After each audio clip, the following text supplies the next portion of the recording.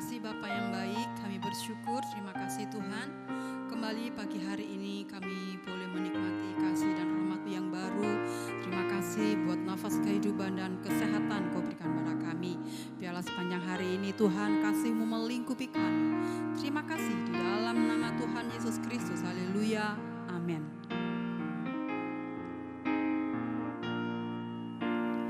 Penolong yang selalu setia,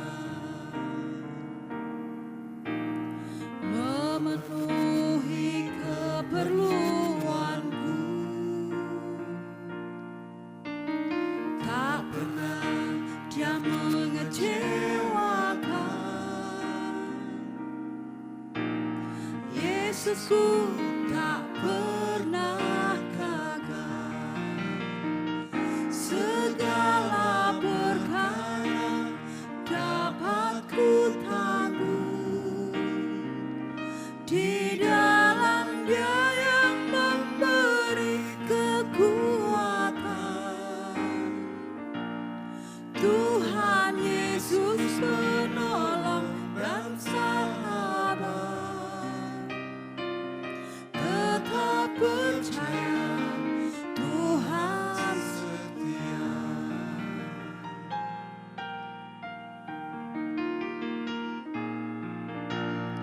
Penolong yang selalu setia, memenuhi keperluanku, tak pernah Dia mengecewakan. Yesusku tak pernah gagal. Segala perkara dapat ku tanggung di dalam Dia yang memberi kekuatan. Tuhan Yesus penolong dan sahabat, tetap percaya Tuhan setia. Kami bersyukur, kami bangga menyembah-Mu. Haleluya, haleluya, kami bangga menyembah-Mu. Yesus, Yesus, haleluya, haleluya. Kami selalu memuji-Mu. Haleluya, terpuji nama-Mu, terpujilah nama-Mu. Yesus, kami bersyukur. Haleluya, haleluya. Allah yang penuh kasih. Haleluya, kami bersyukur, kami bersyukur. Terima kasih Tuhan, terima kasih Tuhan, terima kasih Tuhan, terima kasih.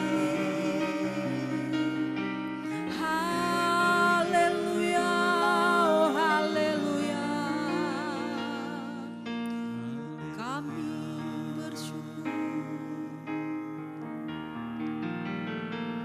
Segala perkara dapat ku tanggung di dalam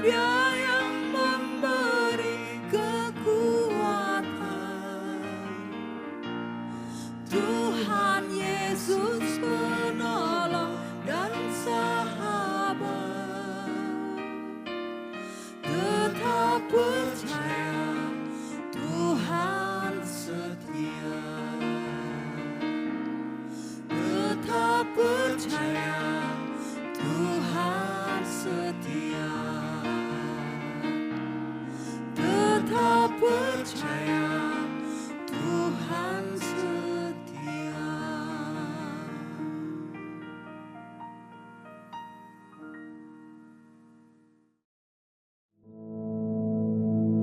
Our Father, which art in heaven, hallowed be thy name. Thy kingdom come, thy will be done in earth as it is in heaven. Give us this day our daily bread, and forgive us our debts, as we forgive our debtors. And lead us not into temptation, but deliver us from evil. For thine is the kingdom, and the power, and the glory, forever. Amen.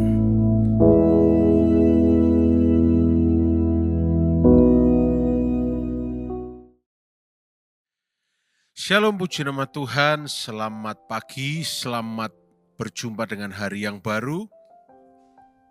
Saudara-saudara yang dikasihi Tuhan Yesus, mari kita ambil waktu untuk merenungkan firman Tuhan sejenak. Saudara, saya teringat pada sebuah kisah yang pernah tercatat di Perjanjian Lama. Ketika bangsa Israel yang sudah dibebaskan dari perbudakan Mesir, tercatat di dalam Alkitab, ya, dalam kitab Bilangan, dalam kitab Keluaran, sering mengatakan begini, seandainya kami kembali ke Mesir, seandainya kami kembali pada masa itu. Padahal di Mesir mereka diperbudak. Dan di Mesir mereka minta keluar dari Mesir. Nah, hari ini kita akan belajar bahwa hati manusia punya kecenderungan, ya, yang digambarkan dari kalimat yang saya sampaikan tadi itu, untuk meromantisasi masa lalu yang sebenarnya itu buruk sekali, penuh perbudakan, bukan rencana Tuhan. Mereka meromantisasi masa lalu hanya karena saat itu mereka sedang mengalami tekanan atau penderitaan di masa kini. Ya, mereka lihat ke belakang lagi, padahal di belakang juga gak lebih baik. Di belakang mereka diperbudak. Budak itu tidak punya hak, tidak bisa menentukan nasibnya sendiri. Ya. Tapi ketika mereka under pressure, di tengah tekanan, walaupun mereka gak sadar ya, lupa mereka bahwa mereka itu disertai Tuhan saat keluar dari Mesir. Tapi mereka tetap lebih memilih untuk meromantisasi masa lalu. Ya. Coba tercatat di dalam Bilangan 14 ayat 2-4. Bilangan 14 ayat 2-4. Seluruh jemaat orang Israel bersungut-sungut kepada Musa dan Harun. Sekiranya kami mati di tanah Mesir atau di padang gurun ini. Mengapa Tuhan membawa kami ke negeri ini? Supaya kami tewas oleh pedang? Bukankah lebih baik kita kembali ke Mesir? Dan mereka berkata seorang kepada yang lain, baiklah kita mengangkat seorang pemimpin, lalu kembali ke Mesir. Saudara, ini terang-terangan menyuarakan pemberontakan terhadap Tuhan. Bayangkan.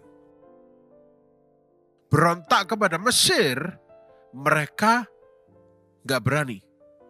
Tapi saat dibebaskan dari Mesir, mereka memberontak kepada Tuhan terang-terangan, tercatat di Alkitab.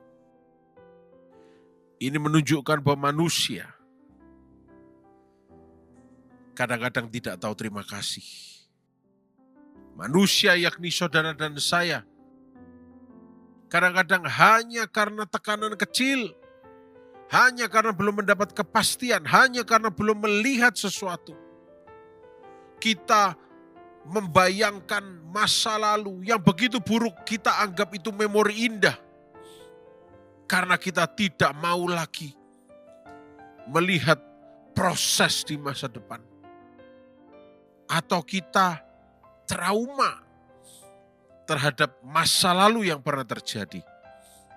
Tapi kita lupa bahwa kalau Tuhan yang membebaskan, kalau Tuhan menyertai kita, tidak ada yang namanya trauma.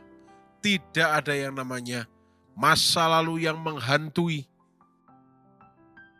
Tidak ada yang namanya kecelakaan. Buktinya, mereka keluar dari Mesir dengan pakaian seadanya, sepatu seadanya, 40 tahun Tuhan pelihara. Tapi mereka generasi yang bersungut-sungut tidak sampai di tanah Kanaan. Mereka yang memilih untuk meromantisasi masa lalu, mereka tidak sampai di tanah perjanjian. Kira-kira mungkin kita bertanya, mengapa mereka berkata demikian? Saudara, jawabannya mudah.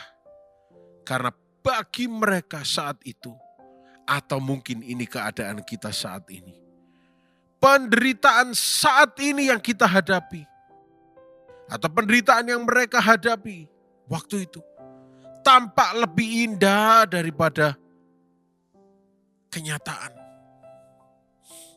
Enakan di Mesir, penderitaan di masa lalu itu gak lagi dianggap terlihat indah, padahal mereka juga merengek-rengek minta dibebaskan.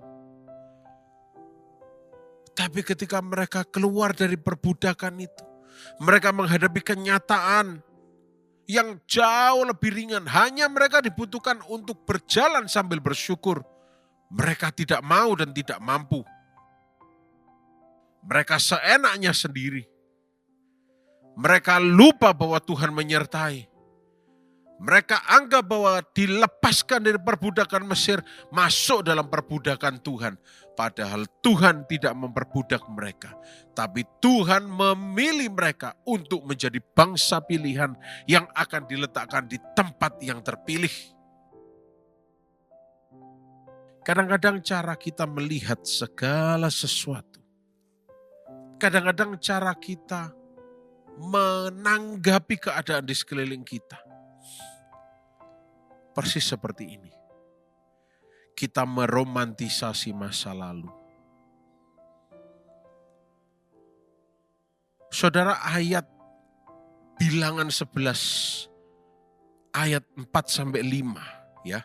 Bilangan 11 ayat 4-5. Dikatakan begini, menangislah pula orang Israel serta berkata, siapakah yang akan memberi kita makan daging? Kita teringat kepada ikan yang kita makan di Mesir dengan tidak bayar apa-apa. Kepada mentimun, semangka, bawang prei, bawang merah, dan bawang putih. Ini bumbu dapur, saudara ya. Ayat ini yang kita baca ini merupakan contoh psikologis yang sangat akurat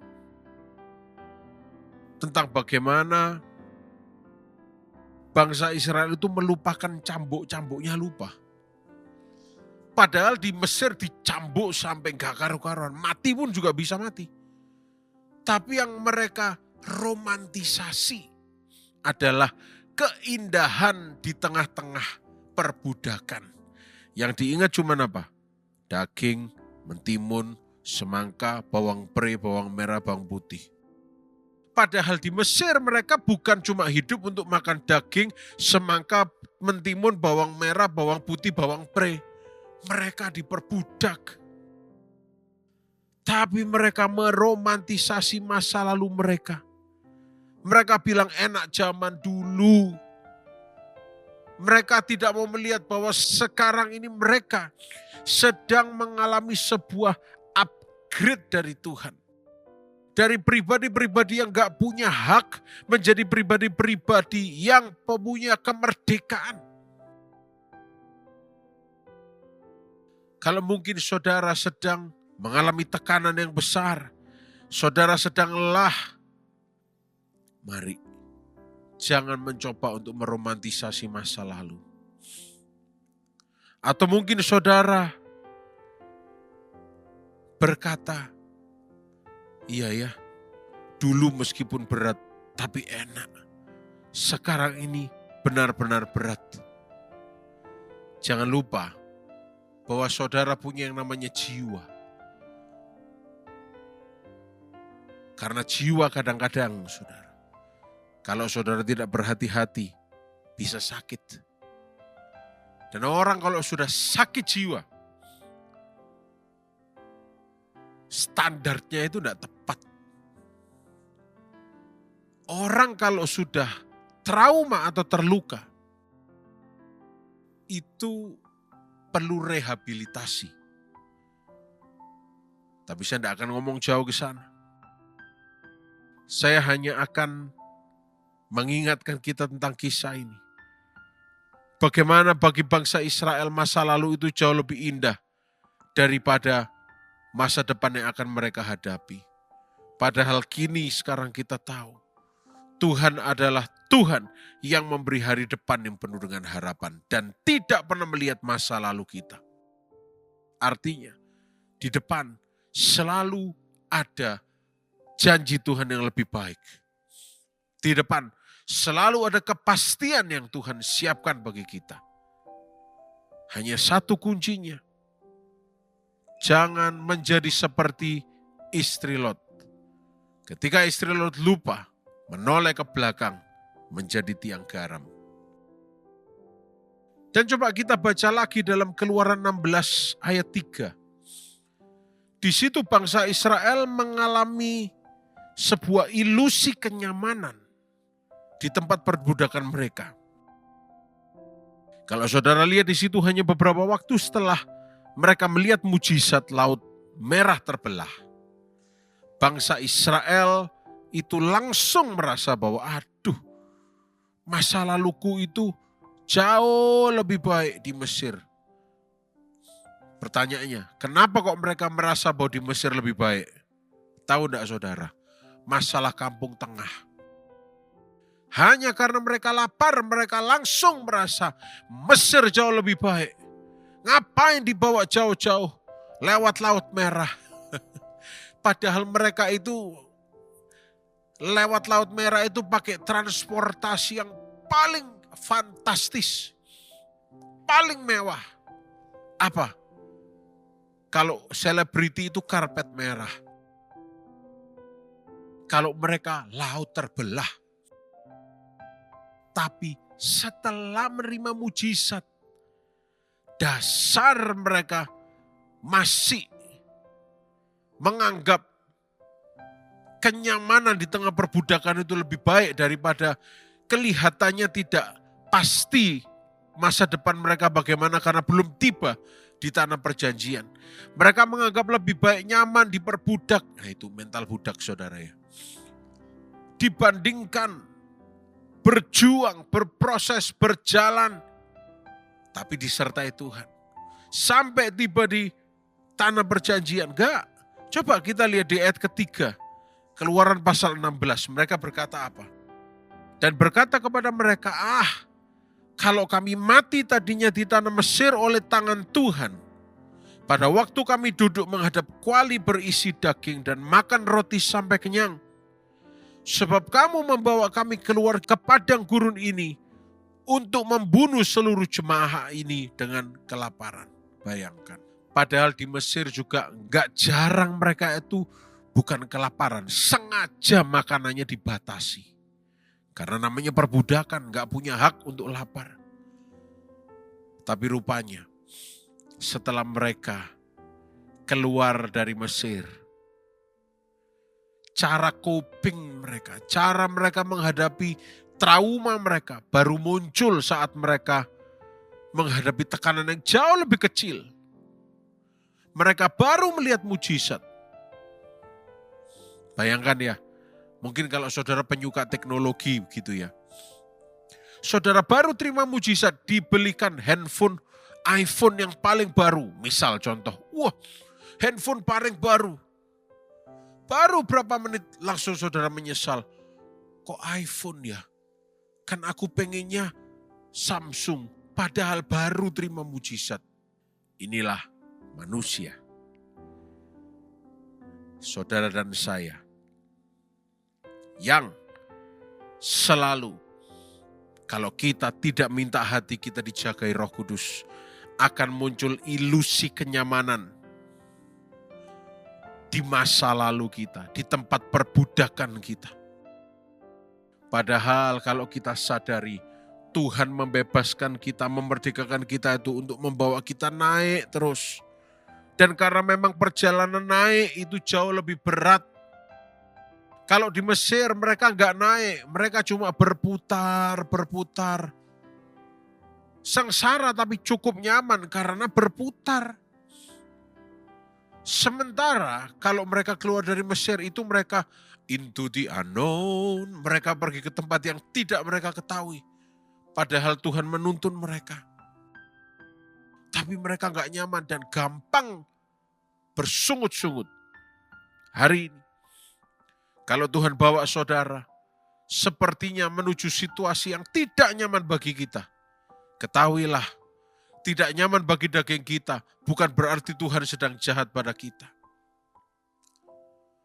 Seperti halnya olahraga, tidak nyaman bagi otot dan bagi tubuh kita, karena pembakaran sedang terjadi, pembentukan, shaping sedang terjadi. Nanti hasil akhirnya istimewa. Coba kita lihat lagi. Pengkhotbah 7 ayat 10. Nah ini merupakan teguran hikmat ya saudara ya. Bagi hati kita ya. Coba kita lihat Pengkhotbah 7 ayat 10. Pengkhotbah memberikan sebuah prinsip di sini ayat ini. Kalau saudara lihat ya. Prinsip hikmat yang mengingatkan supaya kita tidak terjebak dalam cara berpikir atau pola pikir yang meromantisasi masa lalu yang keliru. Ayat ini berbunyi begini. Janganlah mengatakan, mengapa zaman dahulu lebih baik daripada zaman sekarang. Karena bukannya berdasarkan hikmat engkau menanyakan hal itu. Saudara, ayat-ayat yang kita baca tadi menunjukkan bahwa ketidakpuasan kita di masa kini seringkali membuat kita itu menderita yang namanya amnesia rohani terhadap kebaikan Tuhan. Sehingga kita lebih cenderung memandang masa lalu yang mengikat, entah itu dosa, perbudakan, adalah zona nyaman yang indah. Saya berdoa, kita tidak seperti bangsa Israel yang berkata, enak zaman dulu. Seandainya kami kembali ke Mesir, padahal Mesir itu tempat perbudakan. Saya berdoa supaya kita tidak memiliki pola pikir yang meromantisasi masa lalu yang keliru. Tapi kita berpegang pada Tuhan yang memberikan hari depan yang penuh dengan harapan. Itu masa saat itu mereka keluar dari perbudakan. Kalau kita maju terus zamannya, tibalah mereka, bangsa Israel, diperbudak oleh Babel. Dan di tengah perbudakan, firman Tuhan lagi turun atas mereka. Dalam Yeremia 29 ayat 11, sebab aku ini mengetahui rancangan-rancangan apa yang ada padaku mengenai kamu. Demikianlah firman Tuhan, yaitu rancangan damai sejahtera dan bukan rancangan kecelakaan, untuk memberikan kepadamu hari depan yang penuh dengan harapan. A bright future and expected end. Tuhan itu baik. Yesus itu mengasihi saudara. Tuhan adalah Tuhan yang membereskan masa lalu kita, yang menata masa depan kita, yang menyertai kita di masa kini. Mari berikan hati saudara untuk terus bersyukur. Jangan kita meromantisasi masa lalu kita yang keliru. Tapi mari kita bersyukur, menyongsong hari depan yang penuh dengan harapan. Berpegang pada firman Allah, berjalan dengan setia mengikut Yesus. Sambil terus bersyukur. Saya berdoa dan percaya. Saudara semua, kalau kita hidup sesuai dengan firman Tuhan, hari depan kita penuh dengan harapan. Mari kita berdoa. Terima kasih Tuhan Yesus. Firman-Mu sudah disampaikan. Biar Roh Kudus-Mu terus berbicara dalam hati kami. Sepanjang hari ini kami semua sehat, diberkati, dibungkus dengan darah Yesus. Kami bersyukur dan berterima kasih dalam nama Tuhan Yesus Kristus. Haleluya. Amin. Selamat pagi, selamat siang, selamat sore, selamat malam. Selamat beraktivitas. Tuhan Yesus memberkati.